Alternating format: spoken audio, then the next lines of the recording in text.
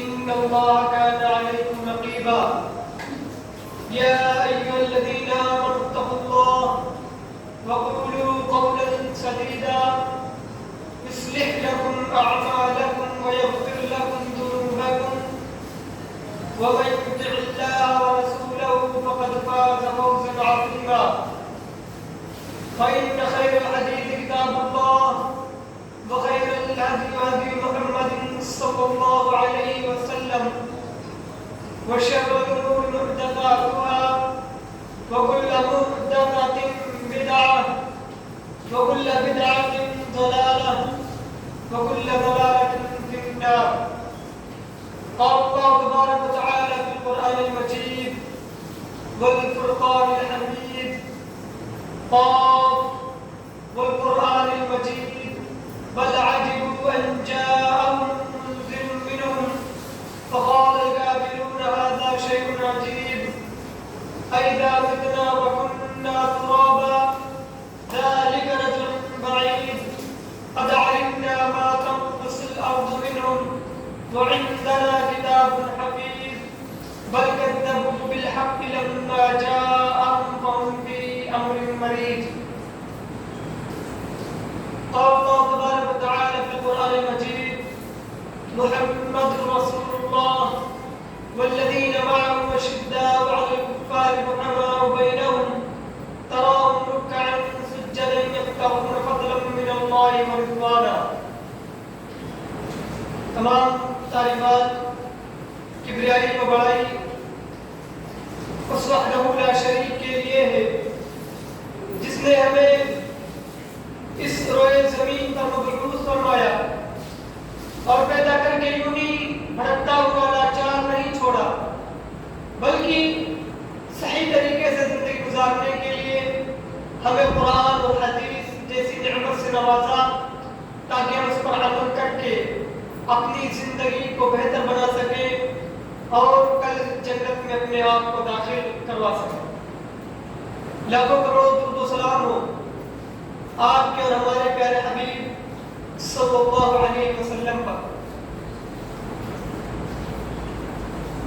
اللہ رب العالمین نے قرآن مجید میں فرمایا الذی خلق الموت، ہم نے موت کو پیدا کیا والحیات اور زندگی کو لیبلوکم تاکہ تمہیں آزمایا جائے ایکم احسن عملا، تم میں سے عمل کے اعتبار سے بہتر کون ہے.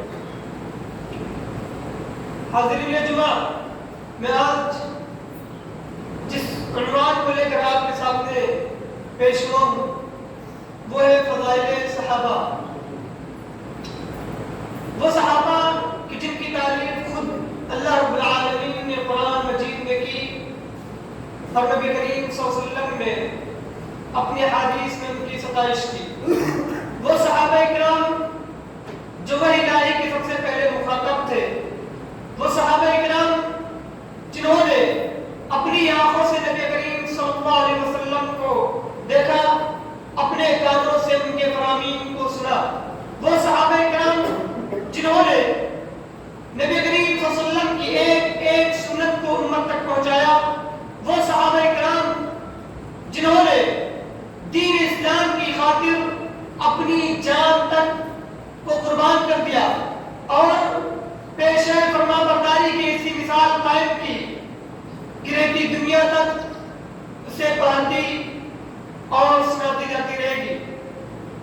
لیکن اپنا خطبہ شروع کرنے سے پہلے چند بات جو زیادہ اہمیت رکھتی ہے اسے بیان کر دینا مناسب سمجھتا ہوں کہ اس جمعہ میں موجود ہونے والے میرے ساتھی، میرے دوست اور پردہ نشین میری پیاری ماں و بہنیں، آج آپ صرف اور صرف خطبے کو نہ سنیں، خطبے کو سننے کے بعد باہر جا کر آپ یہ نہ کہیں کہ ماشاءاللہ خطبہ بہت اچھا تھا، ماشاءاللہ بہت اچھی طریقے سے سمجھایا گیا، ماشاءاللہ عنوان بہت پیارا تھا.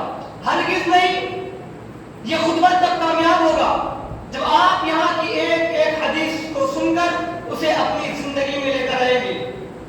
آپ یہاں پر خطبہ سنیں اور جو آپ کی زندگی میں نہیں ہے حدیث کے مطابق اس کو لانے کی کوشش کریں.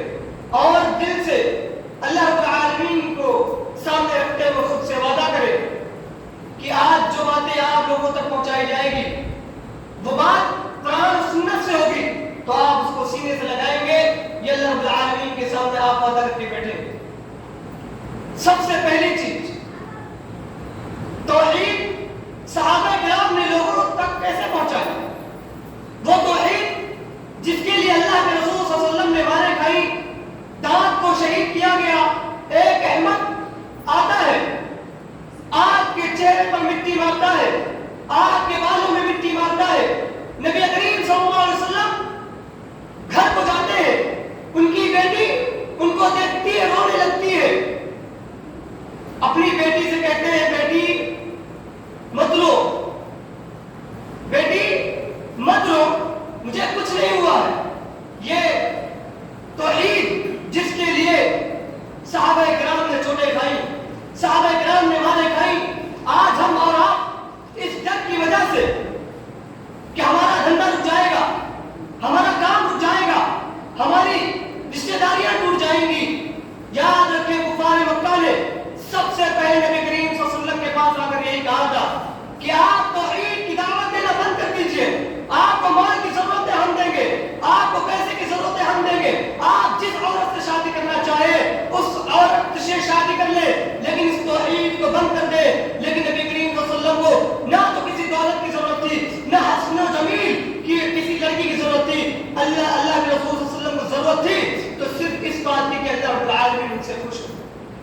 لیکن آج ہم اور آپ کوئی راستے سے گزر رہا ہو، اس کی گاڑی کی لائٹ آن ہو، آپ اسے نہیں جانتے، آپ اسے روک کر کے بات کہیں گے کہ آپ کی گاڑی کی لائٹ آن ہے، رتولی میں کسی بھی جگہ پولیس لگ جائے، پولیس چالان کاٹ رہی ہو، آپ جگہ جگہ فون کر کے یہ بتائیں گے، آپ ہر جگہ فون کر کے بتائیں گے آپ اس راستے میں مت جائیے، آپ نہیں جانتے اس شخص کو، آپ پھر بھی اس کو روک کر بتائیں گے کہ پولیس وہاں پر کھڑی ہوئی چالان کاٹ دے گی۔ آپ کو اس کی دنیاوی زندگی کی اتنی فکر ہے کہ آپ اس کو روک کر بتا رہے کہ آگے پولیس کھڑی ہے۔ آج آپ کے گھر والے، آج ہمارے گھر والے، آج آپ کے دوست احباب شرک کر رہے ہیں، اللہ رب العالمین کے ساتھ کسی اور کو جوڑ رہے ہیں۔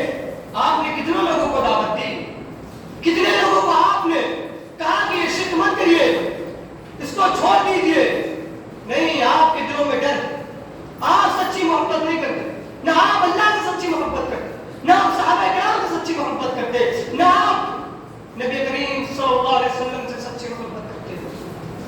سچی محبت ہوتی تو اپنی جانوں کی فکر نہ ہوتی، سچی محبت ہوتی تو رشتہ داریوں میں ٹوٹ جانے کی فکر نہ ہوتی، بلکہ آپ توحید کی دعوت دیتے۔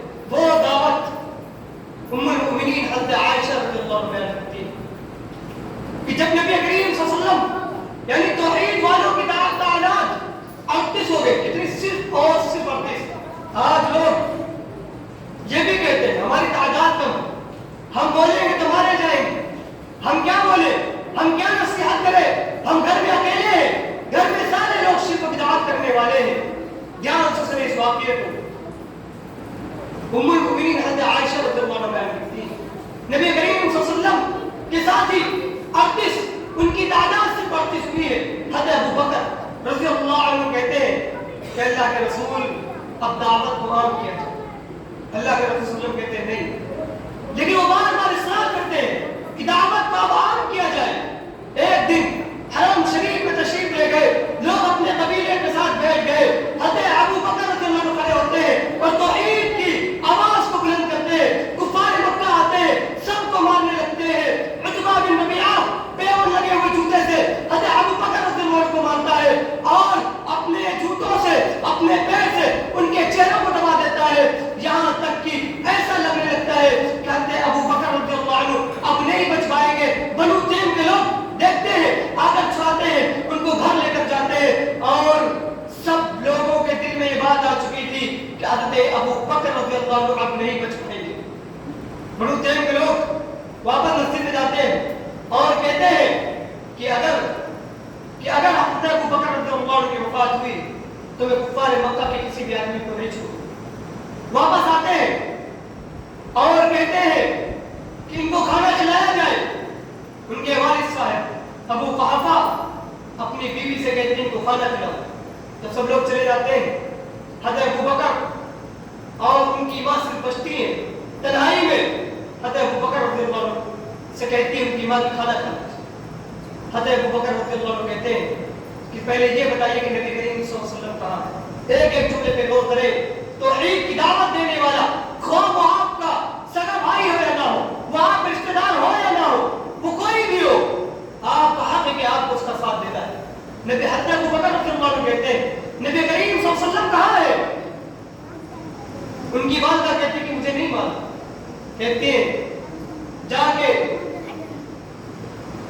کے پتہ لگائیے کہاں ہے وہ. جاتے ہیں, ان کی ماں پتہ لگاتی ہے, آتی ہے اور کہتی ہیں دار ارقم میں موجود ہے. کہتے ہیں مجھے وہاں پر لے کر چلو. جاتے ہیں, نبی کریم صلی اللہ علیہ وسلم کو دیکھتے ہیں, نبی کریم صلی اللہ علیہ وسلم کو دیکھتے ہیں, چپٹ جاتے ہیں اور کہتے ہیں حضرت ابو بکر رضی اللہ عنہ جن کی حالت ایسی ہے کہ وہ موت کے قریب ہے, لیکن کیا کہتے ہیں کہ مجھے کچھ نہیں ہوا ہے, بس ذرا سا چہرے پہ جو ہے بگاڑ آ گیا. لیکن اس وقت بھی ان کی فکر یہی تھی کہ اے نبی کریم صلی اللہ علیہ وسلم یہ میری والدہ ہے, اپنے بیٹے سے بہت محبت کرتی ہیں, ان کو توحید کی دعوت دیجیے. نبی کریم صلی اللہ علیہ وسلم دعوت دیتی ہیں اور ان کی ماں وہیں مسلمان ہو جاتی ہے. یہ دعوت, یہ عام دعوت, آپ لوگوں کے پاس جائیے, اللہ کی باتیں بتلائیے. آپ چھوڑ دی نماز کی دعوت, آپ چھوڑ دی روزے کی دعوت, آپ چھوڑ دی زکات کی دعوت, آپ چھوڑ دی تمام دعوت. کیونکہ جب تک وہ لا الہ الا اللہ محمد رسول اللہ کا اقرار نہیں کرے گا, جب تک وہ اللہ رب العالمین کی شرک کو نہیں چھوڑے گا, تب تک وہ کتنی بھی عبادتیں کرتی ہے جائے سارے عبادت. سب سے پہلی دعوت جو ہونی ہے وہ یہی کہ توحید کی دعوت ایک اللہ کو مانا جائے, اس کے سوا کسی کو شریک نہ کیا جائے. اللہ کے رسول صلی اللہ علیہ وسلم ایک صحابی کو بھیجتے ہیں اور کہتے ہیں کہ جاؤ اور دعوت دو. وہ جاتا ہے, چوک پر جاتا ہے, بازار میں جاتا ہے اور کہتا ہے اشہد ان لا الہ الا اللہ واشہد ان محمدا عبدہ ورسولہ. ایک کفار آتا ہے, پیچھے سے چھڑا بھونکتا ہے, مرنے لگتا ہے, کہتا ہے میں کامیاب ہو گیا, بیوی بیوہ ہو گئی اور بچے یتیم ہو گئے اور زندگی تنگ ہو گئی, زندگی موت میں بدل گئی, اور یہ شخص کہہ رہا ہے میں کامیاب ہوں. یہ کامیابی آپ کو اور ہم کو فکر تو یہ رہتی ہے کہ ہمارے بعد ہماری اولادوں کا. آپ ایک اچھی تربیت دیں, آپ سکھلائیں, ان کو بتلائیں. باتیں بہت زیادہ ہیں, زیادہ خلاصے کے ساتھ باتیں بیان کی نہیں جا سکتی, لیکن صحابہ کرام سب سے پہلے توحید کی دعوت دیتے تھے. تو ہمارا اور آپ کا حق ہے, اگر ہم صحابہ کرام سے محبت کرتے ہیں تو ہم بھی اس توحید کو مضبوطی سے تھام لیں اور اپنی جان کی فکر کیے ہوئے بنا اس توحید کے پرچم کو بلند کرتے رہے. جہاں بھی رہے ہم توحید کی دعوت کو دیتے رہے. اور ایک چیز جو ہمارے معاشرے میں بہت زیادہ تیزی سے پھیلی ہوئی ہے وہ یہ کہ حرج کیا ہے, خیر کا کام ہے, قرآن کھانے کروا لی, حرج کیا ہے؟ قرآن ہی تو پڑھی جاتی ہے, تلاوت تو کی جاتی ہے, اللہ کے کلام میں تو پڑھا جاتا ہے, اس میں غلط کیا ہے؟ قرآن کو کھانے کو سامنے رکھ کر سورہ یاسین تلاوت کر دی جائے, حرج کیا ہے؟ حرج یہ ہے کہ یہ عمل نبی کریم صلی اللہ علیہ وسلم سے ثابت نہیں. سوچ ہماری اور آپ کی سوچ تو بہت دور کی بات ہے. آپ کو میں واقعہ بتاؤں, نبی کریم صلی اللہ علیہ وسلم نماز کے لیے, عید کی نماز کے لیے گھر سے باہر نکلتے ہیں, دیکھتے ہیں کہ ایک صحابی کے گھر سے خون جاری ہے, بلاتے ہیں, پوچھتے ہیں کہ یہ کیا ہے؟ صحابی کہتا ہے سوچ کی بات, سوچ کتنی بھی اچھی ہو, آپ کے ہماری سوچ چھوڑ دیجئے, صحابہ کی سوچ کو دیکھیے. کہتے ہیں کہ نبی کریم صلی اللہ علیہ وسلم میں نے یہ سوچا کہ میرے گھر سب سے پہلے قربانی ہو جائے اور یتیم کے گھر کے بچے, یتیم گھرانے کے لوگ سب سے پہلے میرے گھر کے قربانی کا گوشت کھائیں. سوچ کتنی پیاری ہے کہ نہیں پیاری؟ سوچ کتنی اچھی ہے. لیکن اللہ کے رسول صلی اللہ علیہ وسلم نے کہا اے صحابہ کرام تمہاری قربانی نہیں قبول کی گئی. آپ سوچ کے مطابق عمل نہیں ہوگا, عمل وہی چلے گا جو اللہ کے رسول صلی اللہ علیہ وسلم نے بتایا. صحابہ کرام روزے کی حالت میں, سارے لوگ روزہ کھول لیتے ہیں, کچھ لوگ روزے میں تاخیر کرتے ہیں. کس نیت کے ساتھ کہ ہم تو طاقتور ہیں, ہم روزہ بھی تاخیر سے کھولیں گے. اس افطار بھی تاخیر سے کھولیں گے اور کل جنگ میں لڑائی بھی کریں گے. صحابہ کرام کو اللہ کے رسول صلی اللہ علیہ وسلم کو اطلاع دی جاتی ہے کہ آپ کے بڑا صحابہ نے ابھی تک روزہ نہیں کھولا. بلاتے ہیں, کہتے ہیں کیا معاملہ ہے, آپ لوگوں نے روزہ کیوں نہیں کھولا؟ تو کہا کہ ہم نے سوچا کہ ہم اللہ کے رسول اللہ تعالیٰ کے نزدیک زیادہ قربت والے بن جائیں, اس لیے ہم نے لیٹ کر دی. اللہ کے رسول صلی اللہ علیہ وسلم نے کہا تاخیر اللہ کے رسول صلی اللہ علیہ وسلم کو پسند نہیں ہے, جا کے ابھی روزہ کھولو.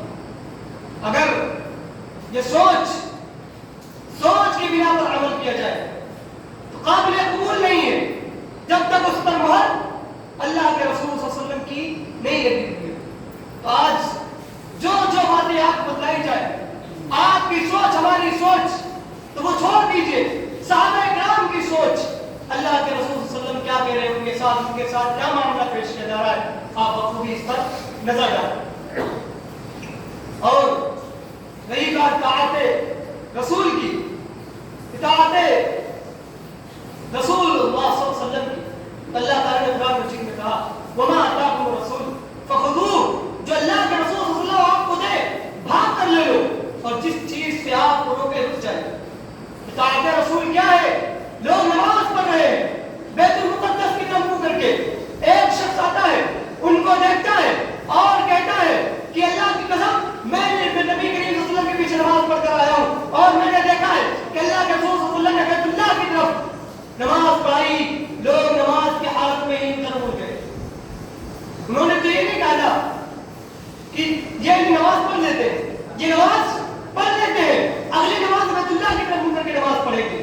نہیں, اطاعت رسول میں محبت کا تقاضا یہ ہے کہ آپ کے کانوں میں حدیث پہنچے, آپ کے کانوں میں اللہ کے رسول صلی اللہ علیہ وسلم کی بات پہنچے, آپ فوراً رک جائیے. یہ نہ کہیے کہ ارے میری تو عادت پڑی ہوئی ہے سگریٹ پینے کی, یہ کھانے کی. آہستہ آہستہ چھوڑے. اللہ کے رسول صلی اللہ علیہ وسلم کھانا تیار, کھانا پکا ہوا رکھا ہے, گھریلو جانور پکے ہوئے ہیں, سارے مسافروں کے لیے, سارے جنگجو کے لیے کھانا تیار ہے. اللہ کے رسول صلی اللہ علیہ وسلم آ کر کہتے ہیں کہ آج سے ہرے بھی لوگ حرام کر دیے گئے ہیں, ہنڈیاں پلٹا دی جاتی ہیں, ہنڈیاں اڑیل دی جاتی ہیں. صحابہ کرام نے یہ کیوں نہیں کہا کہ چلو یہ تو حرام کر دی گئی ہے, اس کو کھا لیتے بعد میں نہیں کھائیں گے. نبی کریم صلی اللہ علیہ وسلم صحابہ کرام شراب پی رہے, اپنے دوستوں کو پلا رہے, ایک منادی پکارنے والا پکار کر کہتا ہے کہ آج سے شراب حرام کر دی گئی ہے. صحابہ کرام کہتے ہیں کہ جا کر باہر دیکھو کہ کون اعلان کر رہا ہے, کیا اعلان کر رہا ہے. جاتے ہیں, پتہ چلتا ہے کہ اللہ کے رسول صلی اللہ علیہ وسلم نے کہا ہے کہ شراب حرام کر دی گئی ہے. جنہوں نے ہاتھ میں لے دی اسے پھینک دی, جن کی منہ میں دی انہوں نے کلی کر دی, جو پی چکے تھے انہوں نے اپنے حلق کے اندر ہاتھ کو ڈال کر اس کو الٹیاں کر دی. یہ ہے محبت, یہ ہے محبت کا تقاضا. یہ نہیں کہ اب تو یہ تو چلی گئی اندر, یہ تو ہاتھ میں لیا ہے, یہ تو منہ کے اندر اس کو پی لیتے ہیں. یہ محبت کا تقاضا ہے. محبت کا تقاضا یہ ہے, محبت کا تقاضا یہ ہے کہ آپ کے کانوں میں نبی کریم صلی اللہ علیہ وسلم کی آواز گونجے, آپ اس کام کو فوراً چھوڑ دیں. اللہ کے رسول صلی اللہ علیہ وسلم مومن عورتوں سے کہتے ہیں کہ آج سے تمہارے اوپر پردہ واجب, آج سے تمہارے اوپر پردہ واجب ہو گیا. مکہ کی عورتیں, مومن عورتیں چراغ جلا کر ساری رات برقع سیتے ہوئے نظر آتی ہے. فجر کی نماز میں ایک بھی عورت بغیر پردے کی نماز پڑھتی ہوئی نہیں آتی. یہ محبت کا تقاضا, یہ اطاعت رسول. آپ اپنے گریبان میں, ہم اپنے گریبان میں جھانکے ہم اندازہ لگائے کہ ہماری محبت کیسی ہے. نبی کریم صلی اللہ علیہ وسلم باہر نکلتے ہیں مسجد سے, دیکھتے ہیں حضرت ابو بکر, حضرت علی, طلحہ, زبیر رضی اللہ, اور ادھر حضرت عائشہ, حضرت میمونہ, حضرت حفصہ, دو کلاس کے صحابہ, دو کلاس ایمان والی عورتیں. نبی کریم صلی اللہ علیہ وسلم دیکھتے ہیں کہ وہ مخلوق سے چل رہے ہیں, مل جل کر چل رہے ہیں. اللہ کے رسول صلی اللہ علیہ وسلم نے کہا, ان کو برداشت نہ ہوا, انہوں نے کہا کہ عورتیں راستوں کے کنارے چلے. ایک بار کا کہنا تھا, اللہ کے رسول صلی اللہ علیہ وسلم نے صرف ایک بار کہا تھا. راوی بیان کرتا ہے اس کے بعد سے عورتیں دیواروں سے ایسے چمٹ کر چلتی تھی, ایسے چمٹ کر چلتی تھی کہ ان کا کپڑا دیواروں کے پتھروں میں اٹک جایا کرتے تھے. یہ ہے محبت, یہ ہے نبی کریم صلی اللہ علیہ وسلم سے محبت کا تقاضا. جھوٹی محبت نہ بیان کریں, सूखी मोहब्बत तो अबू तालिब ने भी की थी कि नहीं की थी? सूखी मोहब्बत अबू तालिब ने भी की थी। वो मोहब्बत जन्नत तक ले के जा सकी नहीं जा सकी। सूखी मोहब्बत, जबान से मोहब्बत नहीं। आप अपने आप रखिए आईने के सामने, अपने चेहरे को देखिए और फिर मुआयना कीजिए कि आपका चेहरा हिंदुओं की तरह है, आपका चेहरा किसकी तरह है? आपका चेहरा मुश्रिकों की तरह है, आपका चेहरा गुंडों की तरह है। अपने आप को आईने में पेश करें और फिर देखें कि आपका चेहरा नबी करीम सल्लल्लाहु अलैहि वसल्लम के चेहरों की तरह है। ईमान का तकादा, मोहब्बत का तकादा, अल्लाह के रसूल सल्लल्लाहु अलैहि वसल्लम ऐलान करते हैं कि जंग के लिए निकल चलो। हंज़ला रज़ियल्लाहु अन्हु नई शादी हुई है, निकल गए जंग के लिए, गुस्ल भी ना किया, पहले ही शहीद हो गए। उनकी बीवी आती है और कहती है कि आपका ऐलान सुना, बाहर निकल आए और शहीद हो गए, उन्होंने गुस्ल भी नहीं किया है, देखो वहां है, पता लगाया जाता है। अल्लाह के रसूल सल्लल्लाहु अलैहि वसल्लम कहते हैं कि उनको गुस्ल देने के लिए अल्लाह रब्बुल आलमीन ने फरिश्तों को खुद नीचे भेजा। ये इताअत रसूल, मोहब्बत रसूल। क्या आप एक आवाज हदीस की सुने और उस पर फौरन अमल कर ले? एक सहाबा की आंखों में अल्लाह के रसूल सल्लल्लाहु अलैहि वसल्लम अंगूठी देखते हैं, नजर रहमत से नहीं देखते, माथे पर बल पड़ जाता है। सहाबा किराम से पूछते क्या हुआ? अल्लाह के रसूल सल्लल्लाहु अलैहि वसल्लम हमको नजर रहमत से नहीं देख रहे। कहा कि तुम्हारे हाथ में जो अंगूठी है वो सोने की है और वो मर्दों पर हराम है। उन्होंने अंगूठी को उतारा, फेंक दिया। साहब अल्लाह के रसूल सल्लल्लाहु अलैहि वसल्लम मुस्कुराकर सहाबा किराम को देख रहे हैं। सहाबा किराम कहते हैं कि उठा लो, ये अंगूठी तुम्हारी बहन, तुम्हारी बीवी, तुम्हारी माँ, तुम्हारी औरतों के लिए जायज है। उस सहाबी के अल्फाज पर गौर करे, उस सहाबी की बात सुने। उसने कहा जिस माल की वजह से, जिस अंगूठी की वजह से अल्लाह के रसूल सल्लल्लाहु अलैहि वसल्लम ने रहमत नज़र से मुझे नहीं देखा, मैं नहीं गवारा कर सकता कि वो माल मेरे घर की औरतें इस्तेमाल करें। ये है इताअत रसूल, मोहब्बत रसूल। ये सीना ठोक कर लोगों के सामने भिड़कर, अपने आप को ऊपर रखकर, अपनी आवाजों को बुलंद करके आप ये ना सोचे कि आप अल्लाह के रसूल सल्लल्लाहु अलैहि वसल्लम से मोहब्बत करने वाले। अल्लाह के वास्ते अपनी एक जिंदगी को अल्लाह के रसूल सल्लल्लाहु अलैहि वसल्लम के मुताबिक गुजारे। ये गुजरता हुआ वक्त आपको और हमको मौत के करीब कर रहा है और वहां जो मुहर लगेगी, अमाल की कबूलियत की जो मुहर लगेगी, वो अल्लाह के रसूल सल्लल्लाहु अलैहि वसल्लम की मुहर लगेगी। इसीलिए जरूरी है कि आज से ऐद कर ले, आज से वादा कर ले कि जो बातें आपको बताई जाएंगी आप उस पर अमल करेंगे, आप खुद भी कोशिश करेंगे, अपनी जिंदगी को बेहतर बनाएंगे, अपनी जिंदगी को खूबसूरत बनाएंगे। लेकिन आज एक बड़ी बुराई है, ये भी बड़ी बुराई, और मेरे ख्याल से बहुत बड़ी बुराई है। और वो बुराई क्या है? वो ये है कि कुफार मक्का जिस तरह से तौहीद पर बरसत, तौहीद को शिर्क में बदला, और आज उसी तौहीद को शिर्क में बदला जा रहा है और अल्लाह के रसूल सल्लल्लाहु अलैहि वसल्लम की सुन्नत को बिदअत में बदला जा रहा है। लेकिन दौर तो ये भी चल रहा है कंप्रोमाइज करने, दौर तो ये भी चल रहा है कि कुछ चीजों में कर लेना ठीक है, कोई बात नहीं मेरे दोस्त। और आज एक माँ बाप, वो माँ बाप जो तौहीद पर हो लेकिन अपनी बेटियों की शादी ऐसी जगह पे, मैं इसके बारे में भी आपको आगे बतलाऊंगा, कोई ऐसी बात नहीं की जाएगी आपके सामने जो कुरान और हदीस के मुताबिक ना हो कि नबी करीम सल्लल्लाहु अलैहि वसल्लम की बेटियों को तलाक नहीं मिली तौहीद की वजह से, और आज हम पूरी जिंदगी अपनी बेटियों को ये समझाते हैं बेटी शिर्क न करना, बेटी जहन्नम की आग से बचते रहना। लेकिन जब बात रिश्तेदारी की आती है, जब बात अपनी बेटी की निकाह करने की आती है, तो आप उसको लास्ट में ये भी समझाते हैं कि बेटी थोड़े बड़े मामले में जो है कंप्रोमाइज कर ले। इतना चलता है, ठीक है कोई बात नहीं,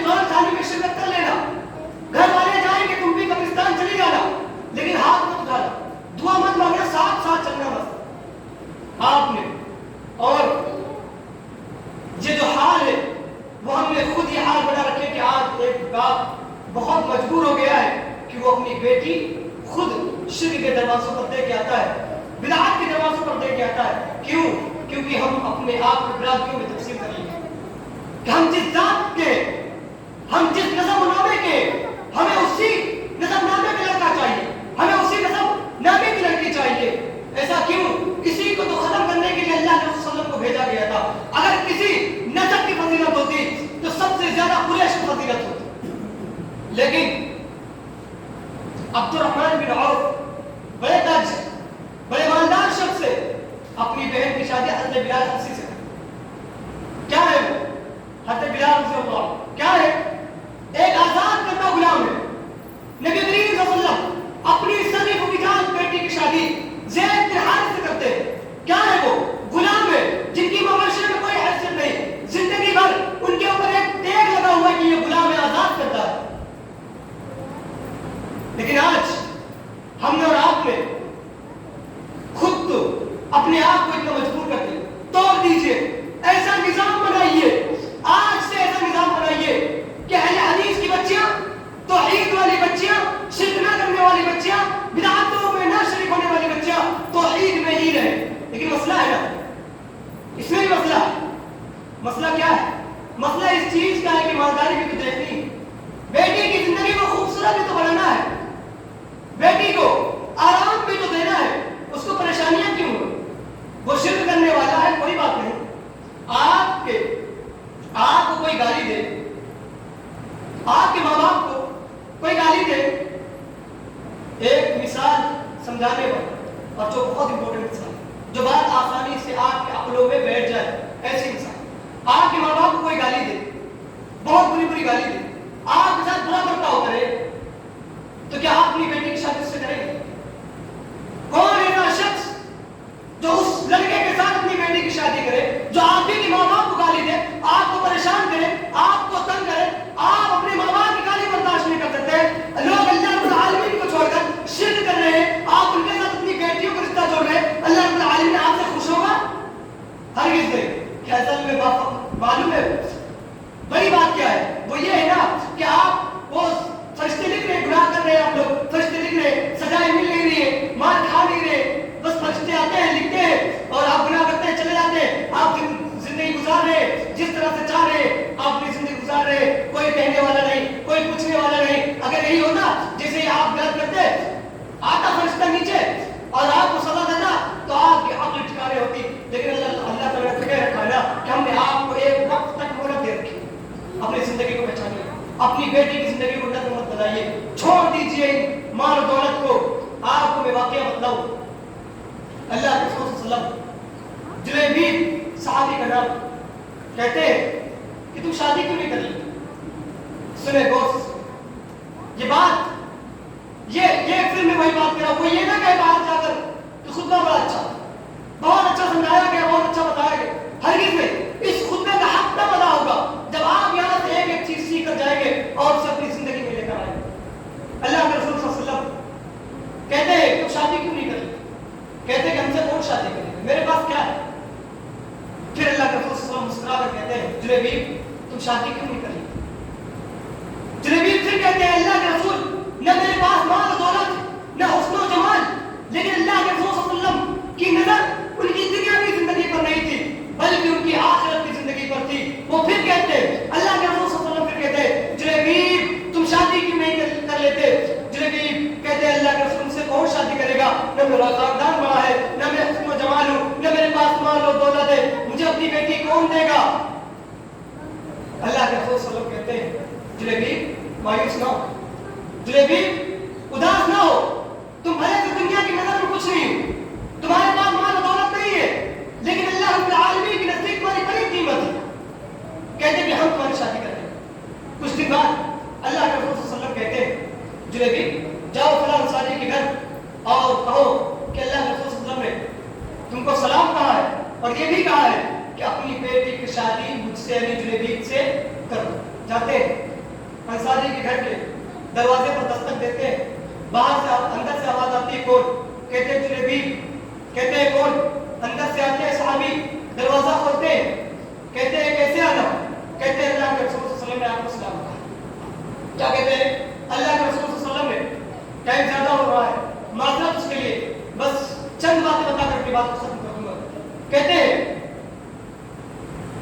کہ کیسے آنا ہوا؟ کہتے کہ اللہ کے رسول صلی اللہ علیہ وسلم نے آپ کو سلام کہا، گھر والوں کو سلام کہا، پورا گھر خوشی سے پھول گیا، سارے گھر میں خوشیاں توڑ گئی. لیکن جیسے دوسری بات کہی کہ اللہ کے رسول صلی اللہ علیہ وسلم نے یہ بھی کہا ہے کہ مجھ سے یعنی جریبین سے اپنی بیٹی کی شادی کر دو، سناٹا پڑ گیا. سارے گھر والے خاموش ہو گئے. کہا کہ تم سے ہم شادی کر دیں، نہ حسن و جمال نہ مال و دولت، کس بنا پر میں آپ کی شادی، آپ سے شادی اپنی بیٹی کی کروں. کہتے ہیں ٹھیک ہے مشورہ کر لیتے ہیں. جاتے ہیں اور ایک بیٹی کا کردار یہاں سے بنا سکتا ہے نا. کہتے ہیں کہ ماں باپ کرتے خوش ہے صرف اسی چیز میں، لیکن کپڑا لینا تو اپنی ضد سے لے گا، جوتیاں لینی تو ماں باپ کی نہیں پوچھی جائے گی، وہ اپنی ضد سے لی جائے گی. کپڑا لینا ہوگا تو اپنی ضد سے لیا جائے گا، وہاں ماں باپ کی بات نہیں مانی جائے گی. لیکن شادی کی بات آتی ہے تو شرک والا ہو بدعت والا ہو کوئی بات نہیں، ماں باپ میں کرتے کر لیں گے، کوئی دقت کی بات نہیں ہے. دقت کی بات آج نہیں ہے، آج نہیں نا، لیکن کل قیامت میں بس ہوگی دقت. اپنی بیوی کو بلاتے ہیں، کہتے ہیں کیسا سا واقعہ ہے، وہ کہہ رہا ہے کہ شادی کرنے کے لیے ان کی ماں ایک دم چہرہ بدل گیا. اب اتنے رشتے آئے، اتنے بڑے بڑے رشتے آئے، ہم نے ٹھکرا دیا، ہم اس سے شادی کریں گے، اس کے پاس کچھ بھی نہیں ہے، نہ حسن و جمال نہ مال و دولت ہے، ہم کیوں اس سے شادی کریں گے. اس کی بیٹی بھی سنے، نظر کو نیچے کرتی ہے، عزت و احترام کے ساتھ کہتی ہے اے والدین کیا آپ اللہ کے رسول صلی اللہ علیہ وسلم کی بات کو ٹالنے کے لیے مشورہ کر رہے ہیں. بیٹی کہتی ہے کہ مجھے اللہ کے رسول صلی اللہ علیہ وسلم کے حوالے کر دو، وہ جہاں چاہیں گے ہماری شادی کریں گے. باپ خوش ہوتا ہے، جاتا ہے اللہ کے رسول صلی اللہ علیہ وسلم کے پاس، کہتا ہے میں قبول کرتا ہوں. شادی ہوتی ہے مدینہ طیبہ میں، ایک اور گھر آباد ہوتا ہے. لیکن اللہ کے رسول صلی اللہ علیہ وسلم کی وہ دعا، اللہ کے رسول صلی اللہ علیہ وسلم کی وہ اطاعت بیان کرنے والے بیان کرتے ہیں کہ مدینہ میں انصار کی عورتوں میں سب سے زیادہ خرچیلا کرنے والی، پیسے خرچ کرنے والی وہی عورت تھی. یہ برکت ہے، یہ توحید کی برکت ہے، یہ اللہ کے رسول صلی اللہ علیہ وسلم کی محبت ہے. آپ کو دکھائی نہیں دے گی، آپ کو نظر نہیں آئے گی، وہ آپ کو لگے گا کہ اس کے گھر میں تو یہ نہیں ہے، زمینیں نہیں. سب سے بڑا مسئلہ ہے تو آپ کو زمینیں پوچھ جائے،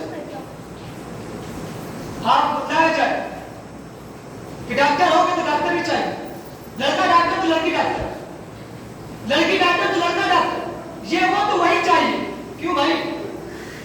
اگر دین سے اتنا ہی لگاؤ، صحابہ کرام لوگوں سے اتنی محبت ہے تو سنیے سعید بن ابی المسیب جو بڑے تابعی ہیں، محدث ہیں، لوگوں کو درس دیتے ہیں. یہی واقعہ بتا کے میں اپنی بات کو ختم کروں گا. عبد الملک جو اس وقت کا خلیفہ ہے، بادشاہ ہے، بھیجتا ہے نکاح رزق. وہ خلیفہ، وہ بادشاہ کون ہے؟ مسلمان تھا، کافر نہیں تھا، مسلمان تھا، نماز پڑھنے والا تھا، لیکن پھر بھی وہاں سے شادی نہیں کی. ظلم کیا گیا، ظلم کو برداشت کیا گیا. ایک دن درس میں جاتے ہیں، ان کا ایک شاگرد آتا ہے، کہتے ہیں کہ تم 10 دن سے کہاں ہو؟ ہم 10 دن سے تم کو دیکھ رہے، تم درس میں نہیں آ رہے. کہتے ہیں کیا بتائے؟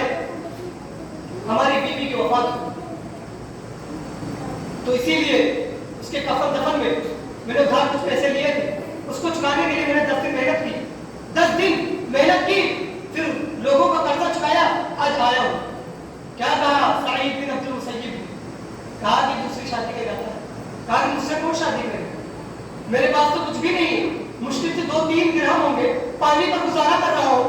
سعید بن عبد المسیب کہتے ہیں ہمیں اپنی بیٹی، اور وہ بیٹی معمولی بیٹی نہیں تھی، عالمہ تھی، فاضلہ تھی، محدثہ تھی، مفسرہ تھی، پڑھی لکھی تھی.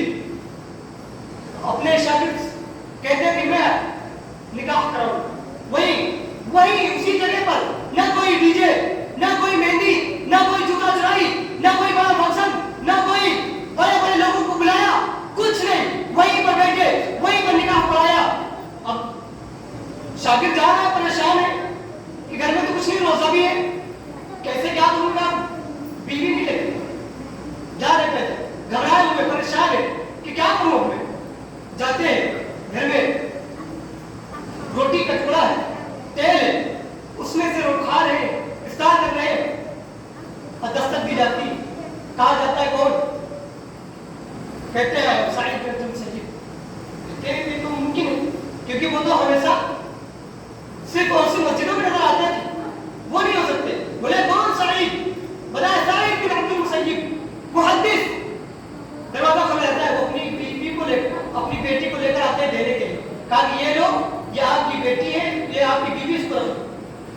اور انہوں نے شادی اس عبد الملک سے کیوں نہیں کری؟ کیونکہ ان کو پتا تھا کہ میری بیٹی وہاں جائے گی، بڑی بڑی چیزوں کو دیکھے گی، مال دولت کو دیکھے گی، ایک اشارے پر ہر چیزیں حاضر ہے، اس کے دل سے اللہ اس کے رسول کی محبت ختم ہو جائے، مال دولت کی محبت اس کے دلوں میں بیٹھ جائے گی۔ اور میں نہیں چاہتا تھا کہ وہ ان فرقوں میں پڑے، ان مصیبتوں میں پڑ جائے کہ وہ اللہ اس کے رسول کو بھول جائے۔ یہ اپنے آپ کو پہچانیے، اپنے آپ کو سمجھائیے، چھوڑ دیجیے یہ شرک کرنے والے، یہ بدعت کرنے والے کبھی آپ کے نہیں ہو سکتے۔ جب یہ اللہ اس کے رسول کے نہیں ہوئے تو آپ کے کیا ہوگی؟ جس طرح سے ایک کافر خوش ہوتا ہے، بات کڑوی ہے، بات غلط ہوگی، لیکن بات جو سچ ہے اس کو بتاتے ہوئے ڈرا بھی نہیں جا سکتا۔ امام احمد بن حنبل بادشاہ بلاتا ہے، کہتا ہے کہ کہو کہ یہ قرآن مخلوق ہے، کہتے کوئی ایک حدیث تو بیان کر دو، کہتے حدیث نہیں ہے، لیکن اگر تم نہیں مانو گے تو تم کو مارا جائے گا۔ یہ جلاد کھڑے ہوئے مارا جاتا ہے، امام بن احمد بن حنبل کو پشتے لہو لہان ہو جاتی ہے، چچا توڑتے ہوئے آتا ہے، کہتا ہے کہ جس دین پر تو ہے اسے اپنے سینوں میں چھپا لے، جو بادشاہ کہہ رہا ہے اس کو قبول کر لے۔ امام احمد بن حنبل کہتے ہیں کہ اگر میں نے آج یہ فتویٰ جاری کر دیا کہ جتنے لوگ باہر کھڑے ہوئے ہیں تو قیامت کو میرے گرافات پکڑیں گے، اور اگر مولوی ہی دین بیچنے لگ جائے تو اللہ کے رسول صلی اللہ علیہ وسلم کا پرچم کون بلند کرے؟ بات بتلانے کو کہ ایک کافر جس طرح سے خوش ہوتا ہے کہ ایک مسلمان کی عورت اس کی طرف چلی جائے، اسی طرح سے ایک مشرک شرک کرنے والا، ایک بدعتی اسی طریقے سے خوش ہوتا ہے جب اہل حدیث کی بچیاں، یہ میں کہہ نہیں رہا، میں لوگوں کے ساتھ پاس رہتا ہوں، میں دیکھتا ہوں، میں سمجھتا ہوں، ایک مشرک بہت خوش ہوتا ہے جب ایک توحید کی بچی، جب ایک اہل حدیث کی بچی شرک کرنے والوں کے گھروں میں جاتی ہے تو بس دہیج دے یا نہ دے، کچھ دے یا نہ دے، کوئی دقت نہیں، وہ بچی آ جائے گا، بہت تین مار کیا، لوگوں کے وہاں پھیلا رہے، مولویوں کو بتا رہے کہ جو ہے فلاں شخص کی بیٹی اہل حدیث سے ہمارے گھر میں آتے، پہچاننے اپنے آپ ضرورت ہے اللہ رب العالمین سے دعا ہوئے کہ اللہ رب العالمین ہم سب کو قرآن اور حدیث پر عمل کرنے کی توفیق دے، آمین، وآخر دعوانا